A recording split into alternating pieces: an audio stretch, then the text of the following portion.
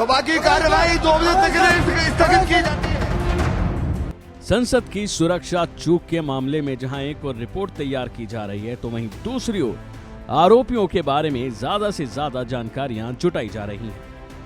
आरोपी ललित झा की कोर्ट में आज पेशी हुई। पटियाला हाउस कोर्ट में ललित को पेश किया गया। पुलिस ने कोर्ट में पेश कर 15 दिनों की रिमांड मांगी, जहां कोर्ट ने 7 दिनों की पुलिस रिमांड पर भेजा है। इस मामले में आरोपियों का परिवार सदमे में है। तो वहीं मास्टरमाइंड ललित के पिता और भाई ने कहा कि हम कभी सोच भी नहीं सकते थे कि ललित ऐसा भी काम कर सकता है। मीडिया में उसकी फोटोज देखकर, उसकी खबरें देखकर ललित के पड़ोसी भी हैरान हैं। उन्होंने कहा कि ललित हमेशा रिजर्व नेचर का रहा है। वो लोगों से बहुत कम सोशल रहता था। सबसे पहले आपको बताएं कि आरोपी के बड़े भाई शंभू झा इस खबर से हैरान है, इस हरकत से हैरान है। उन्होंने कहा कि हमें नहीं पता कि वो इस तरह के कामों में कैसे शामिल हुआ। वो बचपन से ही बहुत शांत स्वभाव नेचर का बच्चा है। हम इतना जानते हैं कि वो एक निजी शिक्षक होने के साथ साथ एक गैर सरकारी संगठन के साथ जुड़ा था। पूरा परिवार इस बात पर हैरानी जता रहा है। आरोपी ललित के बड़े भाई ने कहा कि आखिरी बार 10 दिसंबर को उससे मुलाकात हुई।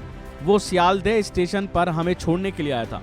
अगले दिन भाई ने सिर्फ इतना कहा था कि वो निजी काम से दिल्ली जाएगा, जिसके बाद कभी उससे बात नहीं हो पाई।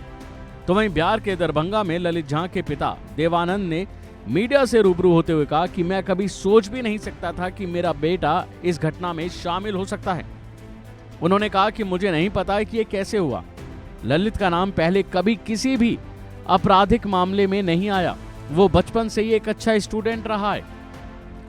उन्होंने आगे कहा कि हम पिछले 50 सालों से कोलकाता में रहे हैं, लेकिन छठ पूजा के मौके पर हम अपने पैतृक गांव दरभंगा के रामपुर उदय में जाते हैं। इस साल हम समय पर गांव नहीं आ सके। इसके बाद हम 10 दिसंबर को कोलकाता से दरभंगा के लिए ट्रेन में चढ़े, लेकिन ललित हमारे साथ नहीं आया था। बता दें कि वहीं ललित के बारे में पड़ोसियों ने भी बड़ी हैरान करने वाली बात बताई। उन्होंने कहा कि ललित हमेशा रिजर्व नेचर का रहा है। वो कोलकाता के बड़ा बाजार में लोगों के साथ बहुत कम जुड़ा हुआ था, बहुत कम बातचीत करता था। वो एक शिक्षक के रूप में लोग उसे जानते थे। स्थानीय छात्रों को वो पढ़ाते थे। पड़ोसी ने बताया कि वो स्थानीय लोगों के साथ बहुत ही कम बातचीत करते थे, कभी कभार मिलते जुलते थे। हाँ, इतना ज़रूर है कि वो मेरी चाय की दुकान पर चाय पीने आते थे और 2 साल पहले ही वो वहाँ से चला गया। फिर उसके बाद कभी नहीं देखा। बहरहाल अब इस मामले में आगे और क्या अपडेट आती है, ये देखने वाली बात होगी। अभी के लिए फिलहाल इतना ही। खबरों में बने रहने के लिए देखते रहिए वन इंडिया हिंदी।